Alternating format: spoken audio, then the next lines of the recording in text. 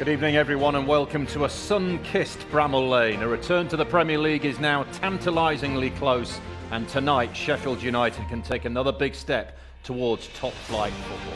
Bristol City are in town in what is a special week for the Blades, with that trip to Wembley on the horizon as well.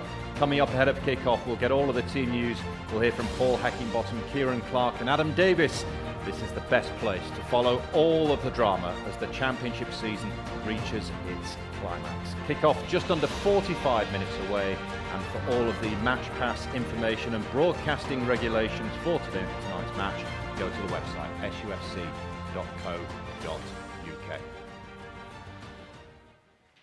Hello again, welcome along. You can't beat a game under the lights at Bramall Lane, but they might not be needed for a while yet because it's a beautiful night here down in the Steel City. Thank you for being with us, and with me tonight we have Carla Saba and Mark Duffy. Mark, good evening to you first. Feeling confident?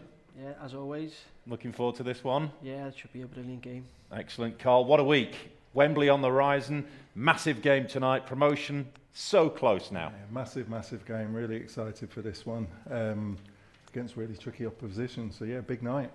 Let's have a look at the team news, shall we? Let's get straight into that. A couple of changes from the weekend. Bogle and McAtee drop out of the starting 11 tonight.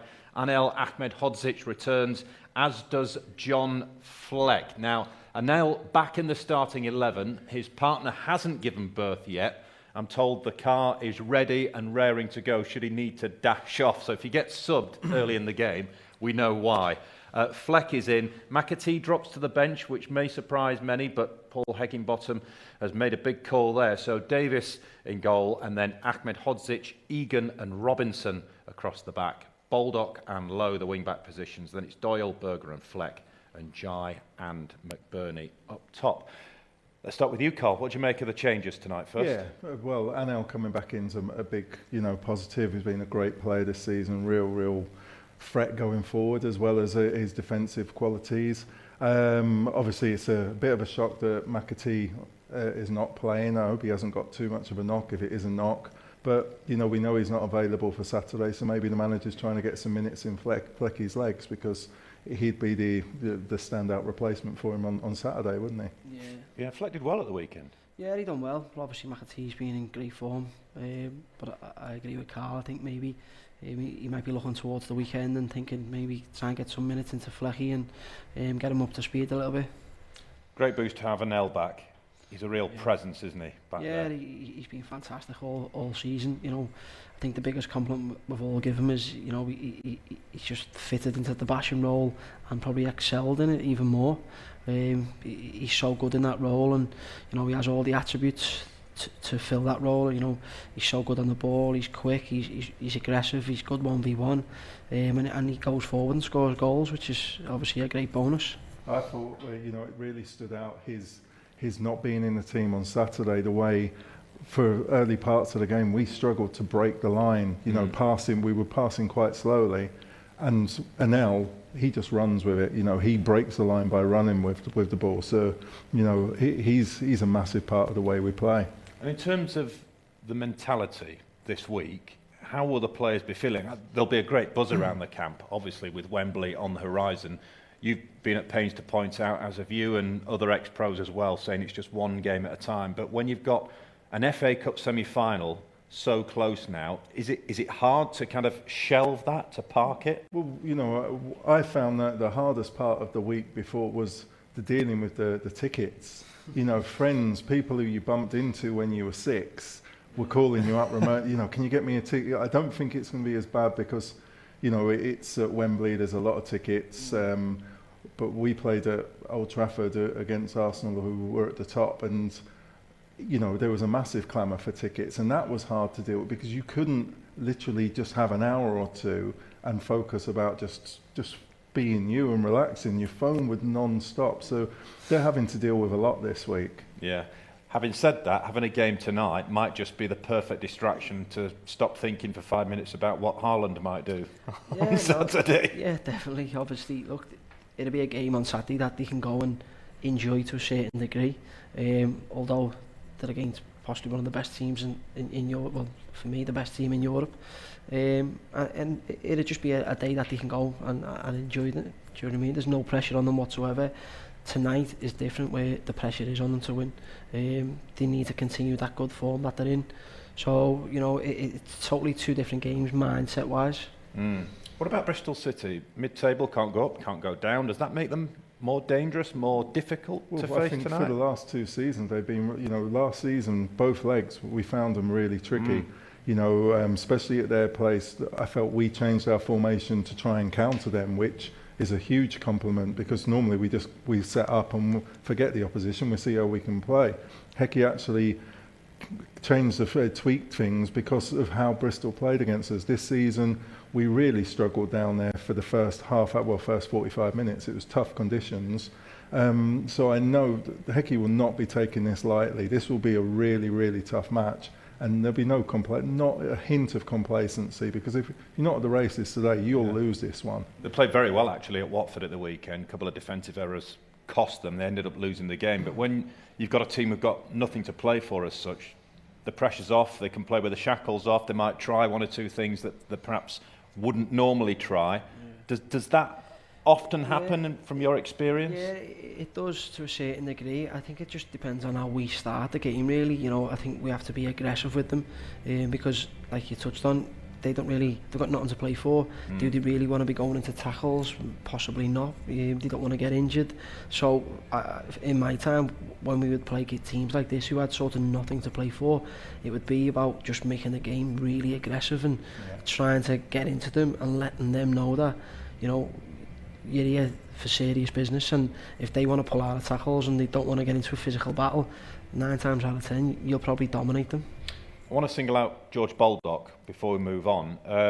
Played at right side of centre half at the weekend. He's back in his more familiar role tonight, but his performances of late as a whole, he's been phenomenal, hasn't he? Incredible. Played left wing back against Burnley. Thought he was outstanding. Wherever you play him, I think you could play him in the number 10 role, in the Duffy role. He'd be outstanding. He's, you know, Jack O'Connell comes on here and he's telling you that Balders is the ultimate professional, and this is Jack. You know, Jack, who everybody knows is an incredible professional. His enthusiasm and his energy, his desire. Forget about, you know, his technical. He's brilliant with the ball. He's brilliant with his athleticism. He's just the all-round package. And the Blades fan, you know, they all adore him. We're not telling anyone any surprises here. He's been incredible, and you know, just very happy that we've got him at our club. A reminder of the team news tonight: 2 changes. Bogle and McAtee drop out. In come Anel Ahmedhodzic and John Fleck. Of course, Adam Davis continues in goal, with Wes Foderingham still out suspended. Let's hear from him now. I caught up with him just before we came on air. Adam, first of all, big week, big night. How do you view this one first? Yeah, again, we're all looking forward to. You know, Bristol are a good team, high energy team that are going to come in, you know, look to press us and play fast. So, you know, we've got to deal with that. And then, yeah, we're looking to get 3 points. And how's it been for you getting into the first team picture again? Yeah, it's obviously been nice. That Saturday was good. Really enjoyed that win. You know, they come thick and fast in this league. So, yeah, a couple of days rest and let's go again tonight. It's hard for a goalkeeper. It's not like any other position where you might get quite a few games. Even if you're not in the starting 11 every week, you've got to be very, very patient. Is it difficult to kind of get rid of that ring rust when you first come in? Yeah, like you say, it's been tough. You know, not playing much football and then getting thrown in. But you know, I've played games this season early on in the league and then cup games as well. So. Yeah, I feel good out there, looking to put another good performance in tonight. There must be a great buzz around the place at the moment, considering there's a Wembley trip on the horizon as well. What's it like in the camp? Oh yeah, absolutely. The confidence is high, the lads are buzzing. You know, Wembley coming up, but our full focus is on tonight and getting 3 points. And it's big tonight because it's another opportunity to take that big step towards the ultimate goal, isn't it? Yeah, well, that's it. Yeah, every game now, up until the end of the season, there's a chance to, you know, get over the line and achieve what we wanted to at the start of the season. So, yeah, like I said, looking forward to this game tonight. Lovely night for it. Nice bit of sunshine. It's coming now, summer, isn't it? You can feel it. Yeah, beautiful, isn't it? Great day for a game of football. So, yeah, let's get at it. Good luck. Thank you. Top man. Tough, isn't it, being a goalkeeper, being an understudy where you've got to sit on the bench for so long, an opportunity comes around and then you've got to try and hit the ground running. He had a tough moment at Burnley. I think he would accept that. Better on Saturday, though. Yeah, he made a really big save. But you've got to remember that they're a strange breed anyway. You know, they're wired differently. Sitting on the bench, being understudies, you know, they're weird anyway. So, yeah, it's big shoes to fill, aren't they? Yeah, Wes Fodringham's. Definitely. You know, I think since Wes has come in, he's been fantastic. You know, some of the saves he's made, and you know the penalty saves, the amount of penalty saves he's made has been incredible. And it's tough, obviously being a number 2, but you've got to be mentally tough to be able to sit there and then be called upon and then go in there and perform. And I thought Saturday was really good. Yeah, Pagey, I saw Pagey earlier today, and he thinks the world of him. Obviously, he's his international manager, and he says he's a really, you know, he's a good character, he's a good goalkeeper, and he was really pleased. But the big, you know, Pagey brought it up. He said, what a big save he made Saturday, you know, at a pivotal point, and it's true. So, no, he should be gaining confidence. Obviously, it is difficult when you're coming in late at the season due to a suspension, but he's done well. Yes, and he finished on the winning side at the weekend, that victory over Cardiff as the Blades bounced back from the loss at Burnley. A 4-1 success, but not as straightforward as the scoreline perhaps suggested. Cardiff get another crucial championship game underway here at Bramall Lane. In from Wintle. Still alive in there. Could have been a high boot, and the referee has given a penalty against Max Lowe. David Webb was adamant. He blew his whistle straight away. It's Cabba, and it's in, and Cardiff City take the lead. Cabba celebrates in front of the Kop. The Bluebirds strike first. Ndiaye will try and retrieve it, comes to Sander Berger. McAtee, maybe a bit of magic from him. James McAtee, yes. Brilliant! James McAtee with a bit of brilliance for Sheffield United. The Blades are back level, and his rich vein of form continues. A 7th for the season, 1 apiece. And it goes. Might get another opportunity here, Doyle. Oh, that's better, wonderful ball in, yes. And a bullet header ball from Jack Robinson. United take the lead, and it's Robinson's 3rd of the campaign, but what a cross from Doyle, and what a finish by the defender. Blades 2, Cardiff 1. That's a lucky ball. Ndiaye might get onto this weak back pass. Iliman and Ndiaye round the goalkeeper. Iliman and Ndiaye thunders it into the back of the net. The mistake was punished emphatically by United's Senegalese international, but his 14th goal of the season. Sheffield United 3, Cardiff City 1. In from Norwood. Is that going to go in? It is. Who's going to claim it? Kieran Clark, I think he's trying. Big smile on his face. That is the 4th for United. Blades should have wrapped up the points now. All smiles for the Blades. United 4, Cardiff 1. We knew they'd be direct, and when you're direct, you get chances. But the back five was amazing, so they dealt with their threats as much as they did, and we tried to get on the second ball. So yeah, I think we was good with that. I suppose it was just the question of whether you could unlock that particularly tough defence, and you did that. I mean, that was quite the finish from yourself. Yeah, I can't really remember my goal, to be fair. I'm going to have to watch it back, but yeah, I think my only regret is not celebrating it now. Now it's 4-1, but yeah, it was a good goal, and I'm happy to get it. I think it was the disguise bit before you hit it that you're probably going to be most pleased with. Yeah, I think it's one of my skills that I like to do, a little fake shot. But yeah, I think the defender went for it, and it just gave me a bit of a gap to go and punish them. Rob Colquhoun, who was a Premier League defender here a while ago, said that you can't really coach that type of thing. Have you learnt that? Has it been coached? I've probably just learnt it playing five-a-side with my friends back home. So yeah, I don't think it's something that you can coach a player, but I just got a bit of luck, so it went my way today. And obviously then it became a 4-1 victory, didn't it? I mean, that's a massive statement of intent. Yeah, I think recently we've just been winning games by like 1 goal or 2 goals, but today winning by 3 goals is a big win. So yeah, it's been a good day. In these circumstances, is it kind of feet up time now and see how everybody else that's close to you gets on? No, definitely not. I think we'll be looking at the next game. It's not too far away, so yeah, just on to the next game and try and get 3 points again. And 4 straight home games for this. I mean, what an opportunity it will be to get promoted here. Yeah, that's why I want to get promoted here in front of the fans. So hopefully we can do it, but we're just going to try our best to get promoted at the end of the day. Why do we always do it? Why do we always fall in love with lone players down here? Morgan Gibbs-White last year, Tommy Doyle and James McAtee this year, but he's been sensational. And we've spoken about it before, that game at Luton, where he was like a fish out of water, wasn't he? But you think the Bristol City away game was the making of him? Yeah, the whole team was struggling. It was really tricky conditions, and no one could get the ball under control. It was like a hot potato. He came on and he transformed it. He got the ball, he was controlling it, he was driving with it, and he led by example. And that, for me, was a turning point with him. And it's like, well, I can be one of the leaders. And that's how he plays. His performance, his energy level first half, him and Doyle, you know, we went behind and they energised it. Sometimes it's easy to go inside and play inside your shell when you go behind. Those two, they're just full of energy, and they brought us forward. And yeah, another two lone broken hearts. I know, exactly. Having played in a similar role, what do you like about him? I just like his bravery to always want the ball. You know, he's always demanding the ball, and when he does get it, he doesn't always choose the safe options. He looks to break the lines, he looks to play forward all the time, and he takes risks. And like you can see there, he's got real quality. When he gets in and around the box, he can glide past people, and then he has that composure to just, you know, find the back of the net. It's not like a blast or anything. It's just, you know, a nice. It always looks better when it's left-footed as well, doesn't it? I also love, you know, McBurney.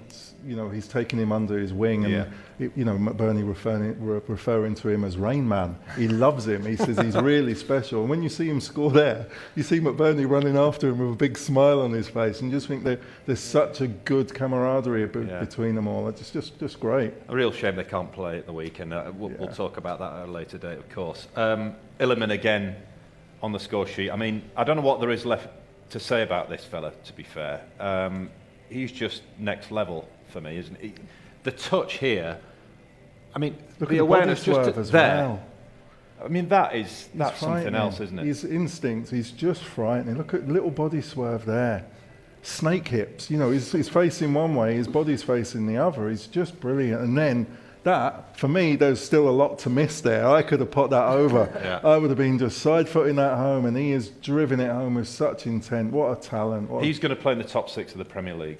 I'll say it now. He's going to go that far, which would be bad news for Sheffield United. Great for him, but he is that good. Yeah, any of the top European leagues. You know, you never know, he may want to go to France, but he's good enough to play in the top. You know, he's just outstanding. Yeah. He's a special talent. For me, he's by far the best player in the Championship. You know, his natural ability to just drift past people when it's in a tight spot. I think what he's done really well this year is he's added upper body strength, which when he is in those little situations, he can just throw people off now. He has that acceleration to get past people, and he's scoring more goals. He's always been a creative player, but he's scoring more goals. He's getting those vital goals, which obviously strikers and attackers are always judged on. What you said there is completely what I've seen in his body strength. This season he came back and he was so strong. He then it was as though he was going, come on then, you push, you can get me, I'm only slight, you'll get me. And then the moment someone got sucked in to come near him, he just like, go away and I'm off. And his belief in his own strength, you know, and it's not like he's just doing it to Championship teams.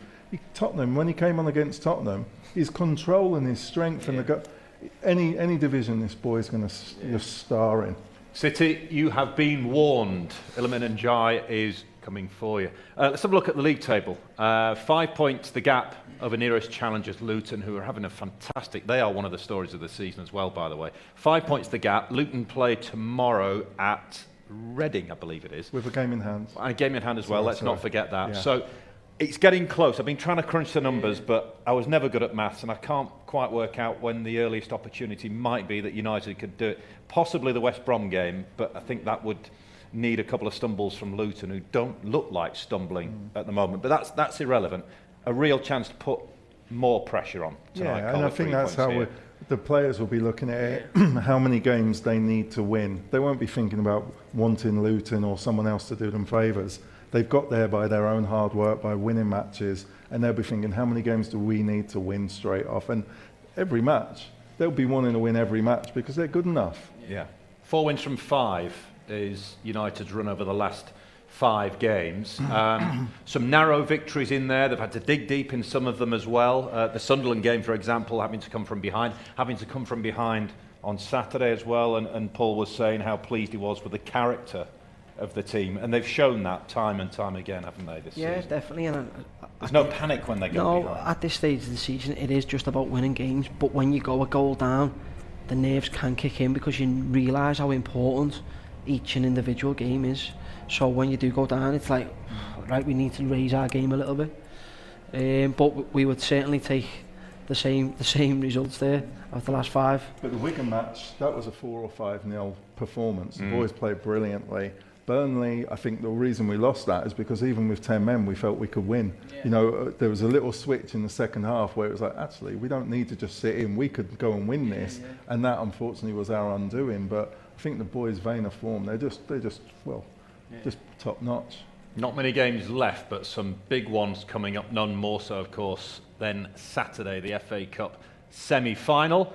4:45 kick-off at Wembley, and just to let you know, we are going to have a very special Wembley preview. We'll let you know more details on that as and when we get them. Then Sheffield United host West Brom next Wednesday, an 8 o'clock kick-off. You can follow that with us, as you'll be able to for the Preston game on the 29th of April, 3 o'clock kick-off. We kick off at 2. The Player of the Year awards are coming up as well. Your opportunity to vote for your favourite. I wouldn't fancy making the ultimate decision on this one. There'll be quite a few contenders, I'm sure. For all of the details on how to vote, you need to go to the website sufc.co.uk. One player certain to be in the running is the aforementioned Iliman Ndiaye. He got the important, decisive goal when United met Bristol City at Ashton Gate earlier in the season. We're underway here at Ashton Gate as Sheffield United aim to make it back-to-back away victories. Here's Norwood. United try and get a foothold here at Ashton Gate. Buildup will settle for the throw and he takes it quickly, and that's very good play from Ndiaye. In goes the cross, sharp there for United, just couldn't generate the power. United just had that sharp header. That's a nice dummy. Vyman first time and it rattles the top of the bar, and that's the closer we've come. Still going Scott, brilliant run this, and then tried to force the shot in at the near post, and Foderingham was equal to it. And we're back underway here at Ashton Gate. Bit of space to the right here, and Baldock, McAtee makes the run, here he is. Baldock's gone into the middle. Basham joins the attack. In it goes, looking for Sharp, might break for Iliman, and Ndiaye! He just can't stop scoring. An 8th of the season for Iliman and Ndiaye. And United take the lead at Ashton Gate. Much better from United. Here's John Fleck. Ndiaye, can he turn? Brilliant from Ndiaye, puts it through James's legs and gets the shot away. It's held by O'Leary. Digs out across. Vyman got something on, he actually headed it the wrong way. And a shot from a long way out, thunders against the post. Scott. A bit of a quiet period in the game, and Norwood has won the ball here for United. Options left and right. Norwood still going, and still takes it on himself. And it goes from Scott. Chance here for Vyman. De Silva. In it goes. Martin chests it down. Chance to hit it maybe. Eventually gets the strike away. Hoisted forward by the goalkeeper. Up go the heads. It's loose. It's away. The referee blows for full time.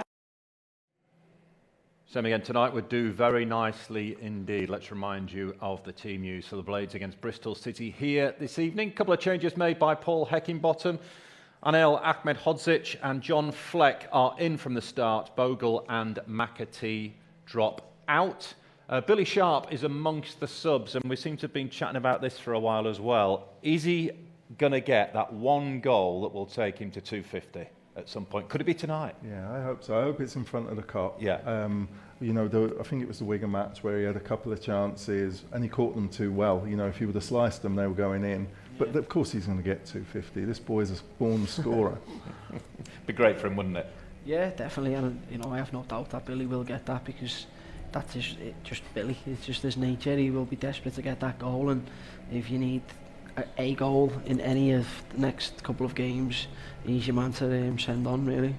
Let's talk a bit more about Bristol City, I mentioned earlier on Nigel Pearson lamenting missed chances at the weekend and ruining a couple of defensive errors. But listening to his post-match interview, he was very happy actually with how they played, and they're playing with a real energy and a flair about them. I saw them earlier in the season and I thought they were dead certs to finish top 6 because they looked that good when Alex Scott was playing. He's not starting tonight. Tommy Conway as well.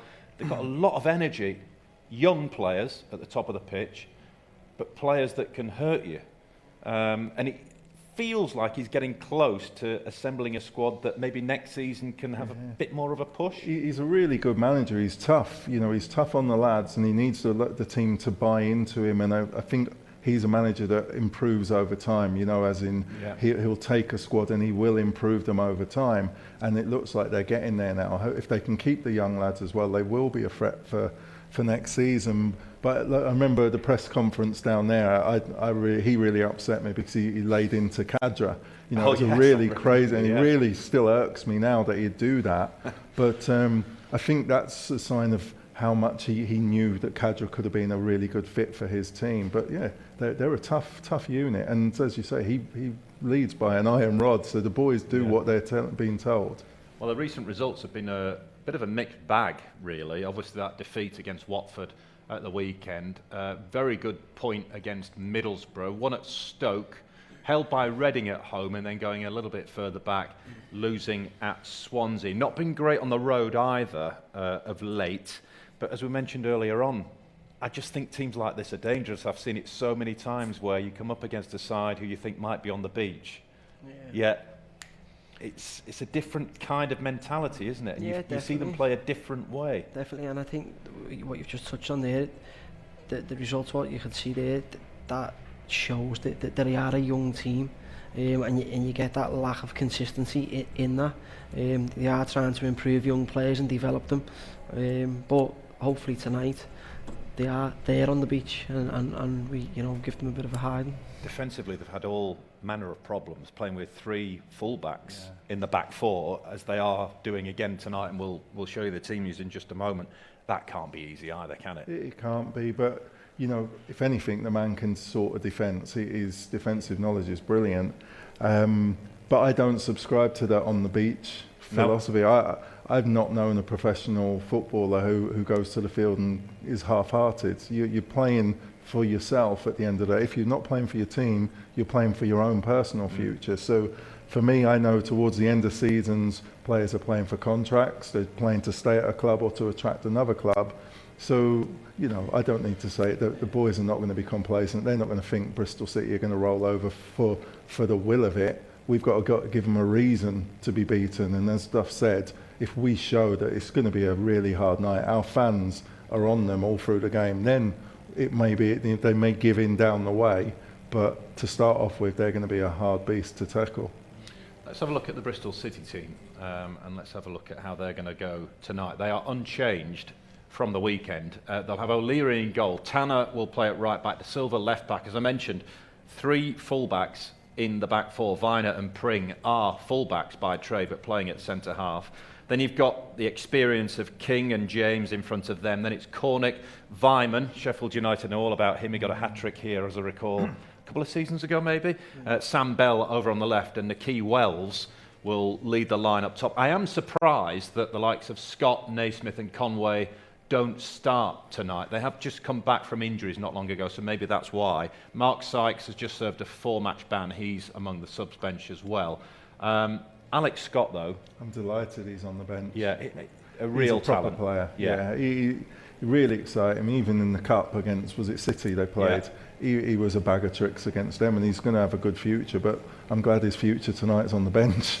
Anybody in that 11 or bench that concerns you? Vyman's a goal scorer. He's always scored goals, and he's just a player that you do have to keep an eye on throughout the game, because he's one of those players. He can be quiet, and then all of a sudden he can just pop up with a goal from nowhere. Quality, so you have got to really restrict him, keep him outside the box. Nicky Wells knows where the net is as well. Exactly. He scores in bursts. He's got 11 this season, 7 assists as well. So he'll play down the middle. Sam Bell's an interesting figure as well. He's a player to look out for. He's got a bit of something about him. He'll start wide on the left. He can play down the middle as well. So another player that Sheffield United have to be wary of tonight. But if we're truthful, if Sheffield United play to anywhere near what they're capable of, they should. But I think get that's the job been done, for shouldn't 95% of the games this season. If our players play as they can, they are good players, and if the opposition play to their best and we play to our best, there's only one winner in my eyes. So it's, as the Hecky will be telling the boys, it's down to them. You know, you go out and perform and put in the work rate, put in the passing and the technical that you work on.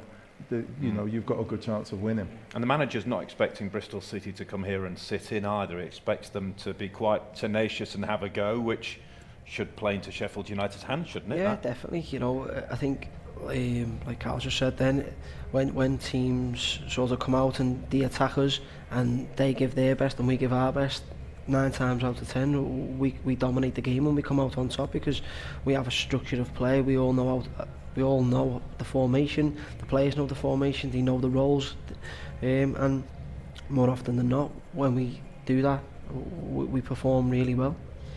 Well, Sheffield United scored 4 against Cardiff at the weekend. Among the scorers, Kieran Clark. Good to see him back, making his first appearance since January. He himself got himself on the score sheet, and he says he was delighted to be back involved once again. It was good to step back out there. It feels like it's been a while, but yeah, it was nice to get back out there and get some minutes and obviously get the win in the end. Yeah, not a bad game or result or performance to come back on. How did you find it? Did you think United were full value for the 4-1 win? Yeah, I think we deserved the win. We created a number of chances. I know there was spells in the game when they obviously caused a few problems and had a little spell where they hit the bar and whatever. But yeah, when we got our chances, we took them, and yeah, it was obviously, I think, ended up a good win and a good scoreline for us. I imagine from your perspective as well, the goal a nice bonus towards the end. Yeah, it was. Yeah, it was another good ball in, and there was a bit of a ricochet, and I think it was going in anyway off Sander, so I just made sure it went in. Yeah, you've got to make sure though, haven't you? You have to, yeah. There must be an extra buzz around the squad at the minute though, potentially a couple of league games away from promotion. Yeah, you know, at the start of the season, that's the aim. That's everyone's goal, is to be in that, you know, in the top 2 and get promoted. And we know we're not far off it now, but we're keeping our feet on the ground. Like I said, we're preparing for this game like we have done every other game this season, and you know, just focusing on what's in front of us, and that's it. We'll take one game at a time, and yeah, you know, we've done that all season, like I said, and we've done all right up till now. So yeah, I don't think anything's changing. You can sometimes forget players like Kieran Clark because he was out for such a long time, but here and there, he's played his part, hasn't he, this season? It's a squad really game, as the manager says. Yeah, and full credit to Robbo. When Robbo got his chance, he's not looked back, has he? Because Kieran Clark was playing really well, and you find if someone comes on loan, they're on loan to play. So it's testament to Robbo that being able to keep Kieran Clark on the bench. Yeah, but what he does offer, he's got that experience, and you know, although he mightn't have been on the pitch as much as he'd like, he's in the dressing room, he's given little bits of information to players and just helping them, because obviously the pressure is building and you need players like that in and around the dressing room, and obviously Sheffield United have got a lot of those players who can pass on that wisdom. The position that the club finds itself in now must bring back memories for you, and obviously under Chris you were getting closer and closer. Yeah. What's it like to deal with all of the outside pressure and focus on the job in hand? It is tough. But is it enjoyable? I don't think you enjoy it while you're in it at the moment. I think when the final whistle goes and you do get promoted, that's when the relief comes and you sort of, the emotions come out of you because of all that tension and stuff, because you know, people don't realise you are dealing with tickets, and you know, you're speaking to, I think I mentioned on here last time, when you go to drop the kids off at school, everyone wants to speak to you, the PE teacher wants to speak to you, everyone's pulling you over, and you just constantly, everyone's wanting to know how you feel and what's happening. So I think once it's done, the relief comes and all the emotion comes out to you then, and you can sob your eyes out. It's a long old season, isn't it? You forget it's relentless. Yeah, they've done incredible, you know.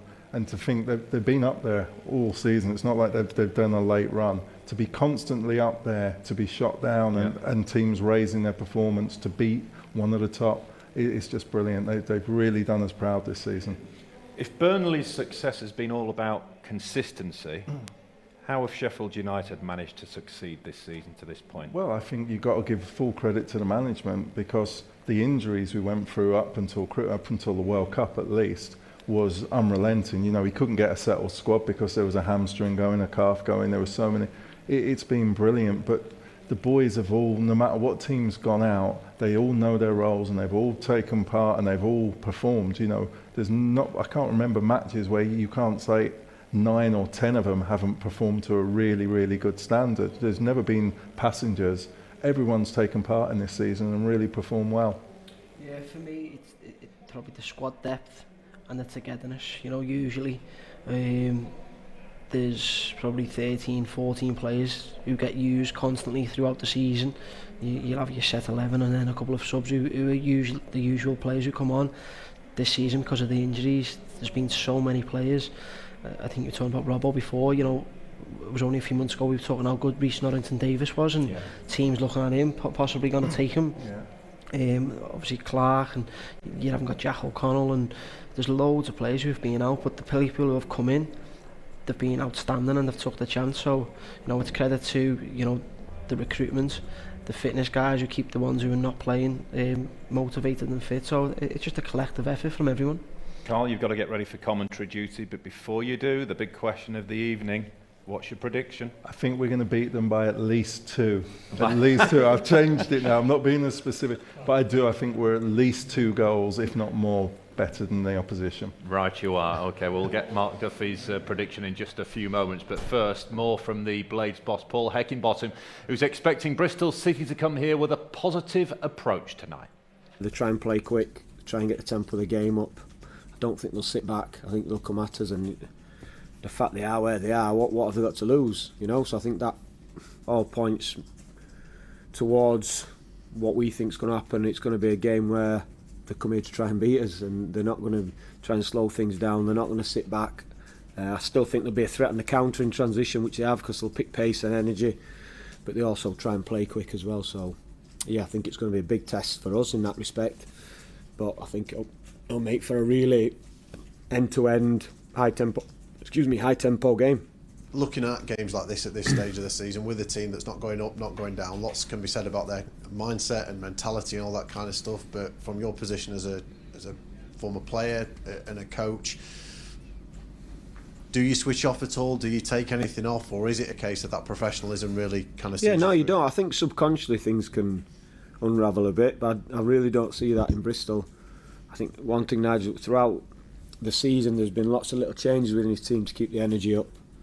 So whilst I wouldn't be confident picking an 11, you know, they've tended to stay the same shape the last few games, which maybe will be the same, but likewise the one common theme is the energy and intensity which they try and play, so that won't be any different. I think they've got a good mix of youth and experience in there, and I think the way they try and play,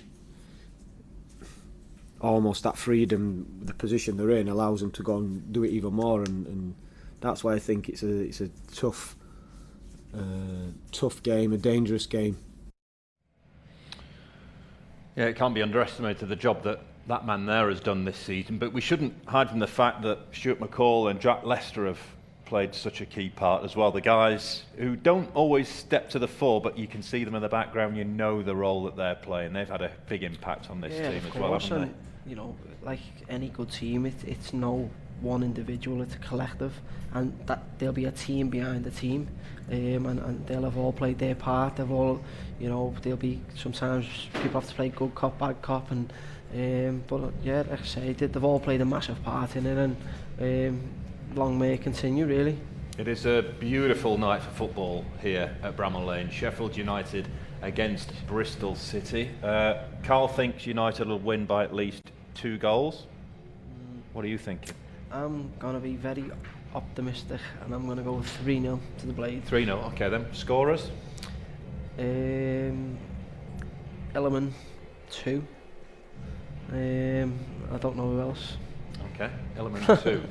Well, we'll look out for Iliman and Ndiaye getting a couple of goals tonight. He got the winner when these two met earlier in the season. Fans still streaming in here I will say at this point about the sad news that reached us over the weekend. Former Blades captain Eddie Colquhoun, who passed away aged 78.